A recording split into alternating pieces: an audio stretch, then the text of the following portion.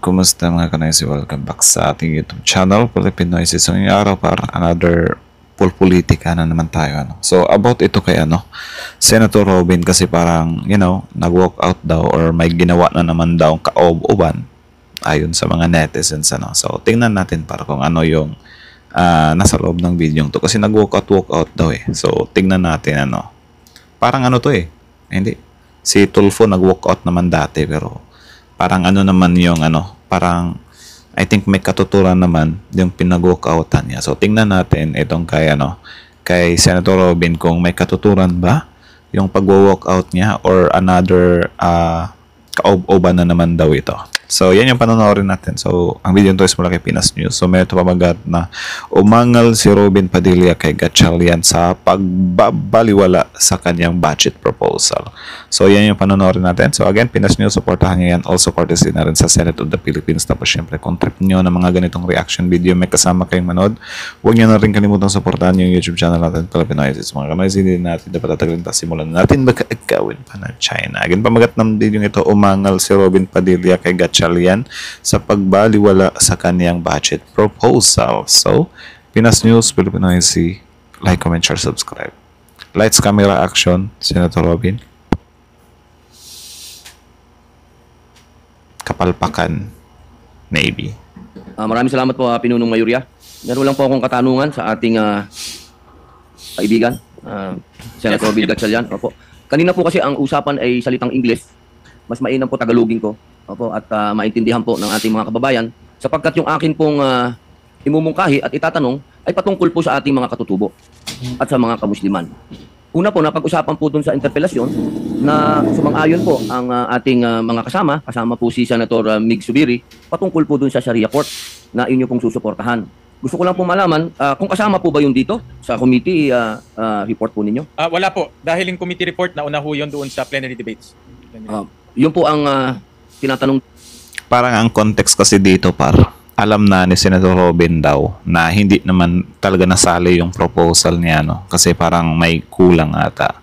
Tapos yun nga parang bring up niya dyan na hindi natin alam kung ano talaga yung pinaka motive, 'di ba? Na parang ano ba yun, gusto niya lang na ipakita talaga, 'di ba? Or siguro magalit yung tao dito sa hindi pagsali ng proposal niya. Something like that, yung context nito. Ng ating mga kasama. Pati po yung napag-usapan po doon sa pagpapatitulo ng mga ancestral domain. Wala din po.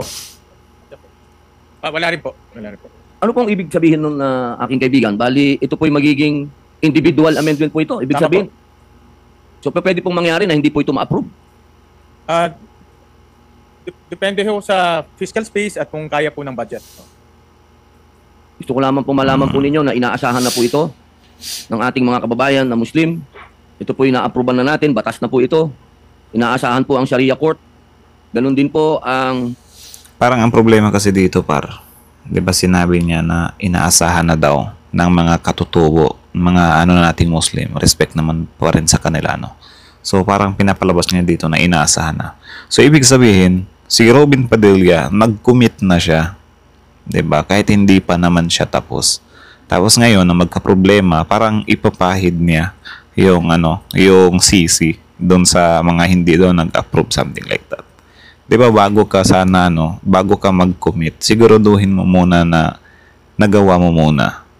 'Di ba? Or sige, sabihin natin nag-commit ka talaga. Pero 'di ba dapat yung sarili mo yung sisihin mo sa part na 'yan.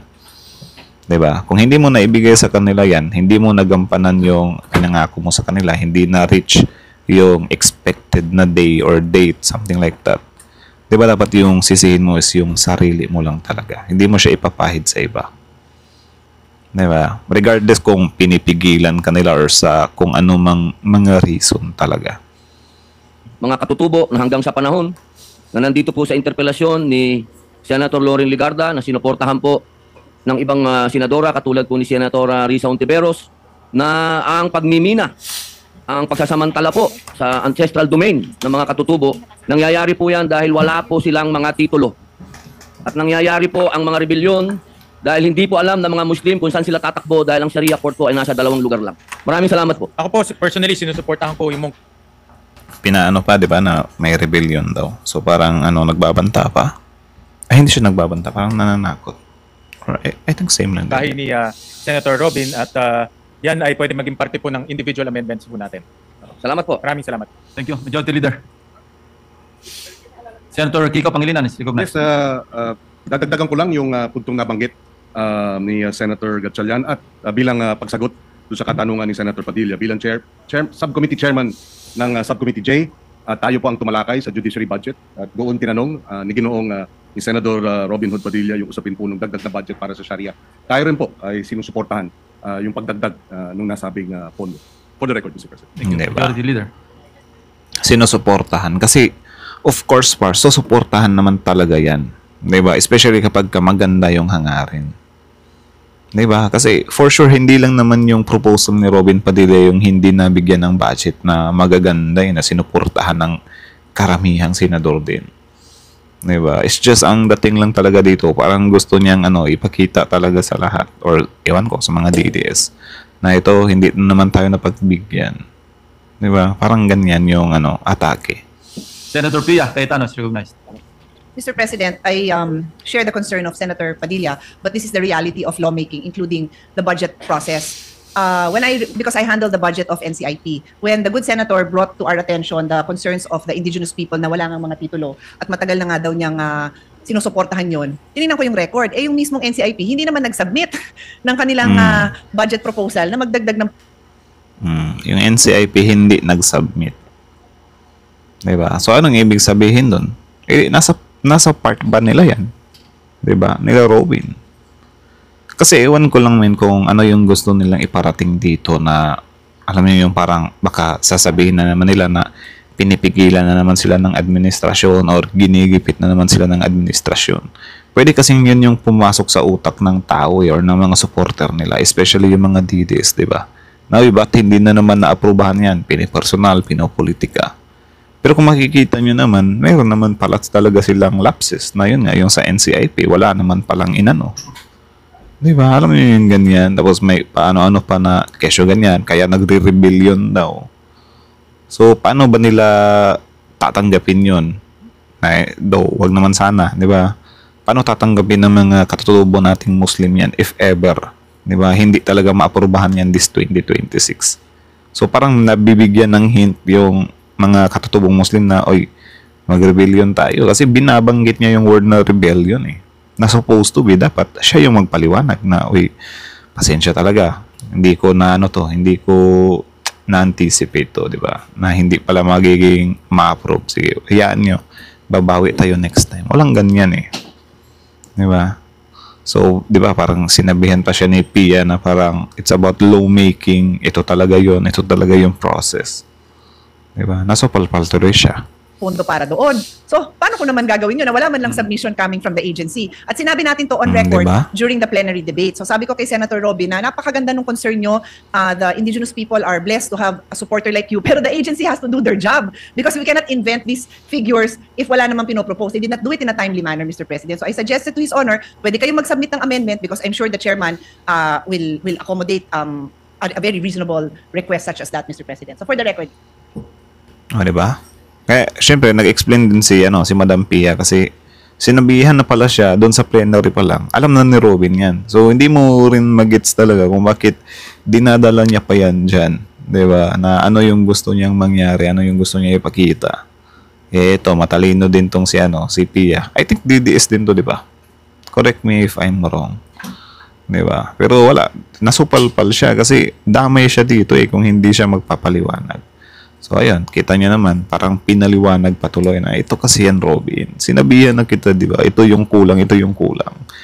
Na ewan ko kung naintindihan ba yun ni Robin or sadyang, wala, gusto niya lang pag-usapan talaga yan dyan.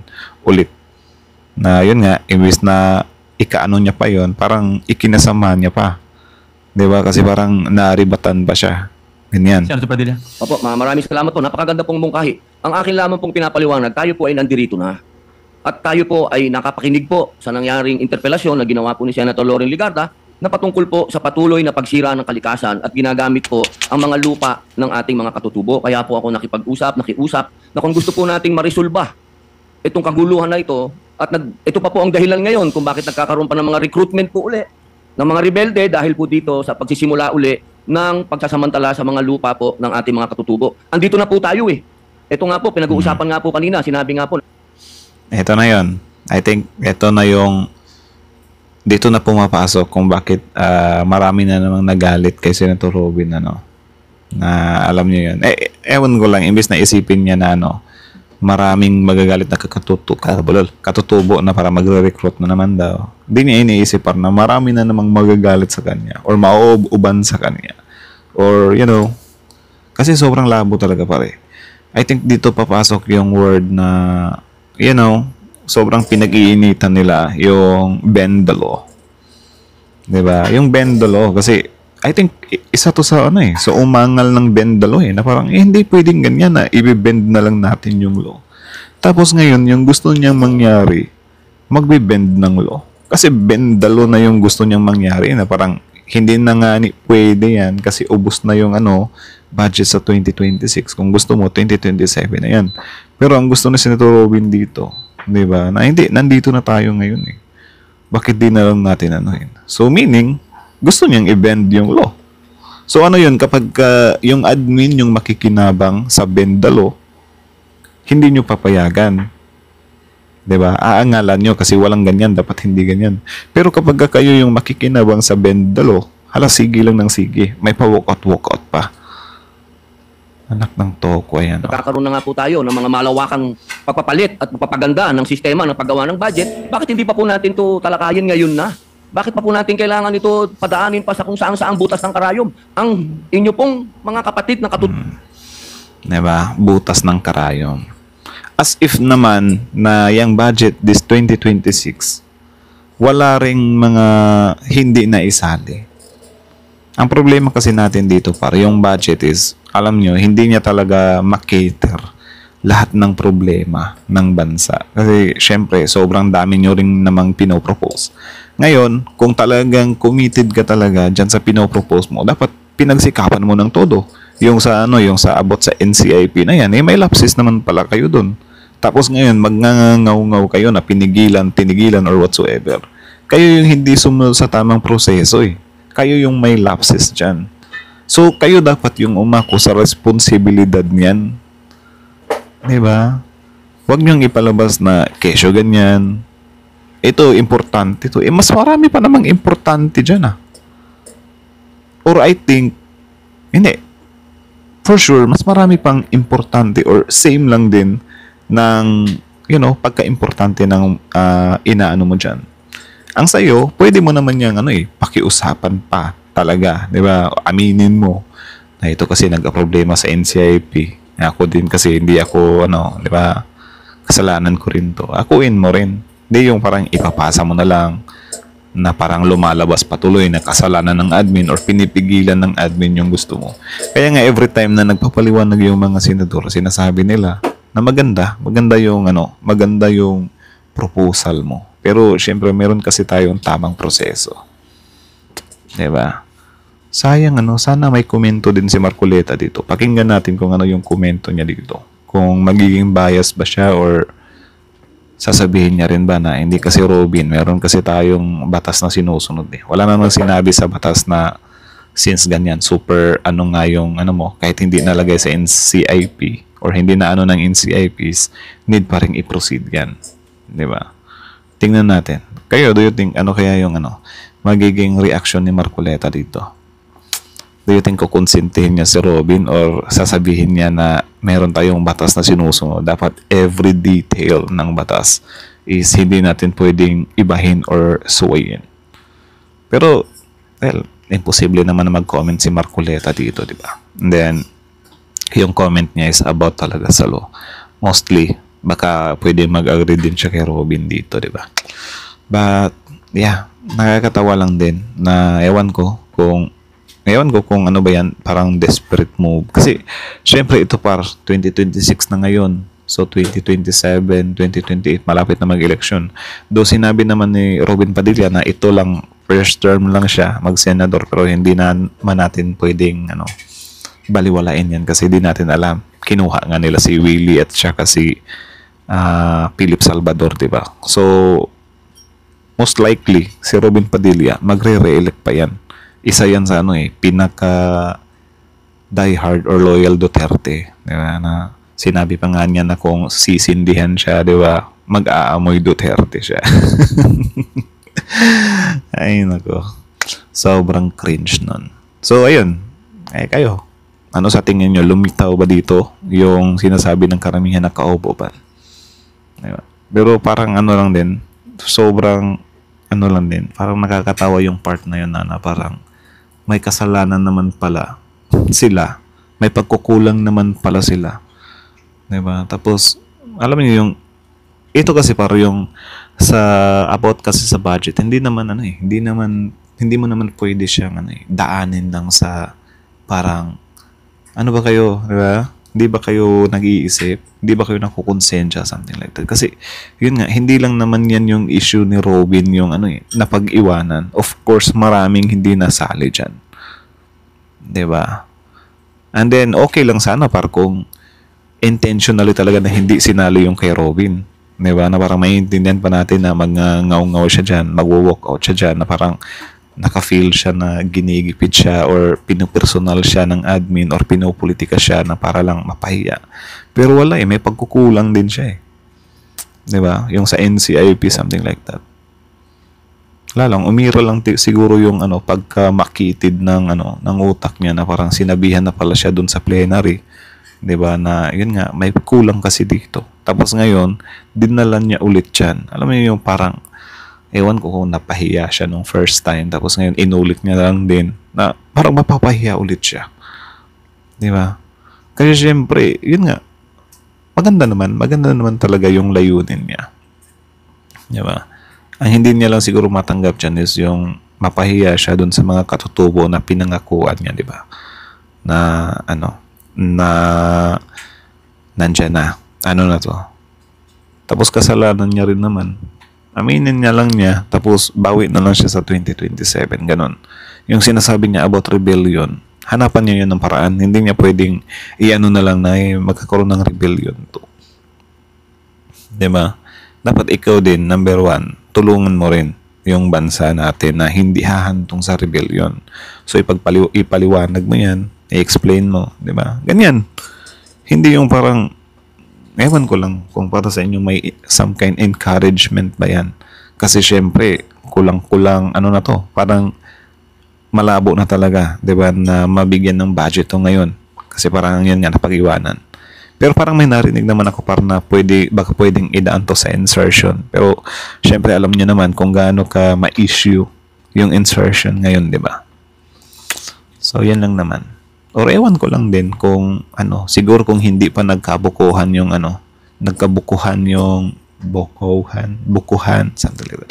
Hindi pa nagkabukuhan yung about sa mga insertion thing na yan. 'Di ba? Baka yan din yung primary plan supposed to be sa bagay na yan. Kasi wala pang yung sa NCIP nga, 'di ba? So di natin alam na baka naka-line up na yan para sa insertion. So di din naman natin sinasabi na yun talaga. Pero what if or baka yun yung 'di ba? Kaya hindi pa siya nasumiti. Tapos ngayon, yung sa insertion kasi yun nga sobrang init niya. Or pwede din naman ginawa yan ni Senator Robin para if ever, 'di ba? Parang na yan, pag-uusapan na talaga yan ngayon. So, yeah, I think pwedeng gawan yan sa insertion, 'di ba? I don't know. Maybe. Kubo ay naghihikahus na sa sobrang pagsasamantala sa kanila. Yun lamang po naman. Maraming salamat po, Ginoong Pangulo. Thank you. Walk out Maraming ka na. salamat, Senator Robin. At yung mga magagandang mungkahi po ng ating mga senador ay pinipilit po natin masama po sa budget. At may po ako ng mga rekomendasyon sa ating mga vice chairman na humahawak po ng mga komite niyon. Nandyan pa. At admittedly, this process is a new process for all of us. And but this is in line with what we desire for transparency, Mr. President. So, Mr. President, with that, may I seek a Transparency. minute suspension, Mr. President? Session is suspended for 1 minute. Sayang, nasan ba yun? Ito ba yung I think ito yung time na nag-walk out siya. Tingnan nga natin yung comment. I think mostly sa mga nandito sa channel na to, mga DDS to So tingnan natin na kung ano yung ano nila. Kung ano yung mga comment nila. Mga nagsitanda sa Senado, wala naman nagagawa sumasahod. Ha? Feels will regret that Sharia law. So ayun. Comment ng mga DDS. Inaasahan bakit mo pinangako nang hindi papasok sa budget? Nakakaintindi po ako ng English. Ninanakaw lang ang budget kaya ibigay na lang sa mga mas nararapat na nakikinabang. Kapag sa iba talaga magaling magpasa ng budget, pero sa mga kababayan na mahirap at kailangan ng tulong ng Senado ay hindi agad nabibigyan ng budget. Patatagalin pa din. Guys. So ito yung comment ng DTS, 'di ba? Pero yun nga, sabi ko nga sa inyo, kung kumpleto naman sa requirements or nagawa naman ng tama ni Robin, baka mag-agree pa ako sa inyo na parang yun nga may panggigipit sa mula sa admin or parang pinupolitika si Robin, something like that. Pero yun nga, kung may pagkukulang naman pala siya, 'di ba? Yung about dun sa NCIP. Paano mo masasabi na pinipigilan yun? May lapses din naman siya sa part na yun. 'Di ba? Tapos ano ba yan? Hindi niya ba alam na na yun talaga yung dapat gawin? 'Di ba? Yan yung problema kapag nagluluklok na lang kayo ng artista. Sabi dito, papasok-pasok ka kasi sa posisyon na dapat puro college graduate ang makaharap mo. Tapos panayhiling mo na Tagalogin na lang. Tapos marami kang di alam na trabaho riyan sa Senado. Hindi ka kaya, nakakahiyan yan. Pakapalan na lang. Diba? Parang nag-backfire sa kanya eh. Pero ewan ko kung ano yung pinaka-plan niya sa part na parang yun nga, marami daw rebellion dahil sa mga ganyan. Pero di ba, kung ayaw mo ng rebellion, dapat sinecure mo talaga yan. Di ba, yung mga requirements. Tapos kung naisumiti mo na lahat, tapos hindi pa rin talaga ibinigay ng yung budget para sa'yo, edi doon na tayo mag-usap. Diba? Something like that, na parang bago mo ipahid sa iba, bago mo ipakita na parang ginigipit ka or parang sinasantabi yung request mo, yung budget na hinihingi mo dyan, na yun nga, maganda naman sana yung hangarin mo, is dapat tingnan mo muna yung sarili mo kung may kulang ba. Diba? May kulang ba sa part nyo kung bakit hindi na-aprobahan yung budget para sa'yo. Kasi yun nga, diba, napaka-imposible naman na lahat ng proposal, magagandang proposal. Kasi kulang na lang ipamukha dito na maganda yung proposal niya, di ba? Tapos binabaliwala. As if naman na siya lang yung nagpasa ng magandang proposal na hindi nabigyan ng budget this coming 2026. Di ba? Kasi for sure, marami yan. Marami yan. It's just yung sa kanya lang talaga. Dinala niya na naman sa Senado, di ba? Actually, parang recording lang to eh. So, alam mo yun. Parang, syempre tayo, nalulungkot din tayo dun sa mga katutubo na pinangakuan niya na, umasa na daw yung mga katutubo. Di ba? Pero yung naman pala is, nasa sa kanya. Kasi hindi niya talaga sinecure yan eh. Di ba? So, may mga nakikita naman akong comment na sa insertion na lang yung last resort nito. Pero, syempre, alam niyo naman, yung insertion, di ba, is sobrang ma-issue yan ngayon. Diba? Kasi about yan sa mga kickback thing na yan. So, hindi natin sinasabi na, yun nga, makikickback si Robin. Pero, yeah. Na yan eh. Parang, nagdududa na yung taong bayan dyan sa mga insertion na yan. Diba? Nadadala na yung taong bayan sa insertion na yan. So, yeah. That's it. Natawa lang din talaga ako dun sa parang, sinabihan siya ng, it's about lawmaking. Tapos, yun nga, pinaka-nakakatawang part talaga, yung bend the law moments. Diba? Na, nandito na tayo eh. Bakit hindi na lang natin anuhin? Diba? Sabi. Pag-usapan nyo yan ni Marcoleta. Sarap yung sarap yung pagtagpuin about dun sa yung kay Marcoleta na sa tawag dyan, sa mga diskaya na hindi niya ipapasauli yung pera kasi wala daw yun sa batas. Tapos ikaw naman, di ba, yung request mo is why not anuhin na lang natin yan kahit na hindi naman umabot talaga do for this budget 2026. Di ba? Ano yung ganyan par? O sasabihin mo, di yung sa mga katutubo kasi, ano kasi yun eh, sa kanila kasi yun eh. Eh ano ba yung pera ng mga diskaya? Di ba sa taong bayan din yun? Or ganito na lang, why not ipabalik mo yung pera ng mga diskaya, di ba? Makipag-debate ka kaya no, kasi pagdidebatehan pa daw kasi yung ano eh, yung sa budget na yan, kaso parang hindi na-defend ni Robin, di ba? So kaya kasi yung parang kulang sa requirements, di ba? So parang kasalanan niya. So what if ano na lang ang gawin ni Senator Robin, debate niya si Marcoleta about doon sa ano, sa mga diskaya na yung pera na ipapasauli, di ba? Na parang wala yan sa batas, wala yan sa batas. So since si Robin parang gusto niyang i-disregard yung batas about dito sa request niya, why not, di ba? I-debate mo si Marcoleta, no? Tol Marcoleta, ano na lang, pwede bang ano, ipabalik mo na lang yung ano, yung pera ng mga diskaya na sa taong bayan naman para yung pera na malikom dyan dito ilagay sa ano, sa proposal ko, di ba? Pero ewan ko kung aabot yung ano, yung halaga. Pero why not? Malay natin, billion yung naano ng mga diskaya, di ba? Tapos yung budget na gusto ni Robin, ma-covered siya. O ewan ko kung gaano kalaki. Di ba? Dapat ganyan na lang, hindi yung parang idadaan mo pa na ano, magkaka-rebellion talaga dito kapag ano eh. Hindi natin to naipasa eh. Di ba? Tapos kasalanan niya naman pala. May pagkukulang naman pala siya.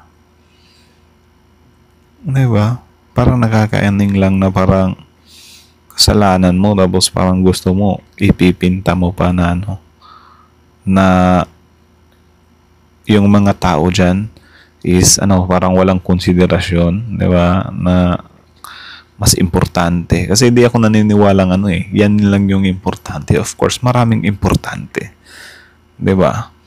Kaya nga kayo ano eh, kaya nga naging senador kayo eh, para ano, kayo talaga yung ano, makipaglaban, makipagbardagulan. Kaya nga marami tayong batas na dinadaan pa sa pagdidebate. Kaya marami tayong batas na kailangan talagang ano, sobrang firm talaga ng senator para maipanalo niya yan. Kaya syempre, dito rin papasok para na dapat kung pipili tayo ng senador, dapat may quality.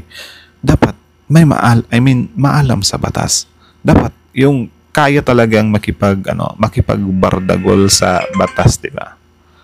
Dapat ganyan yung piliin nating senador.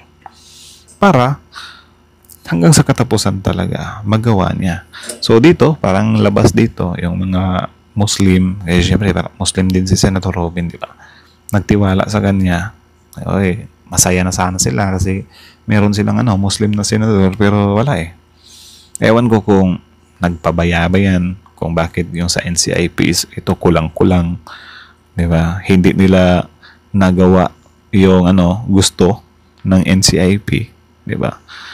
Pero yan yung parang consequences, di ba? Na magpapasok ka lang ng senador na kesyo hindi daw importante yung yung educational background, di ba? Pero wala importante pa rin talaga siya. So ewan ko lang yung yung staff ni Senator Robin kasi may mga staff din naman yan sila, 'di ba? Ewan ko kung bakit yun nga hindi siya nakumpleto. Kung sabi niya matagal na daw yang naging batas. Pero bakit nagkamali ka pa sa part na yan? 'Di ba? Kasi hindi ka naman pinigilan sa part na yan eh. May kulang, 'di ba, sa part nyo. Kaya hindi yan nasali. Diba? Dapat ganyan lang. Tapos ngayon idadaan sa Di ko alam kung ito din ba yung part na parang nag-walk out siya. Diba? Kasi kung ito yung part na nag-walk out siya, so meaning, hindi niya tinapos yung yung trabaho niya. Diba? Kasi, may nakita kasi akong dito, short siya, na parang sinabi dito na daw, siya yung walang absent. Di ba? Proud daw yung ano sa kanya na wala siyang absent na senador. Tapos syempre, ano bang matatawag niyo dyan sa ano? Sa walkout? Under time? Or ano ba yan? Nag-walkout lang siya tapos nasa office lang siya. Tapos umuwi siya ng ano na. Ano ba? Paliwanag nyo nga yan, par. Nawala yung ano eh. Nakita kong short doon eh. About doon sa ano, parang wala daw siyang absent. Tapos ito malaman-laman natin nag-walk out, 'di ba? Ang labo naman nun. 'Di ba?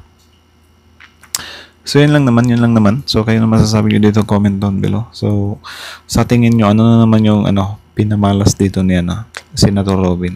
Comment down below. Di talaga to nauubusan ng ano eh, ng mga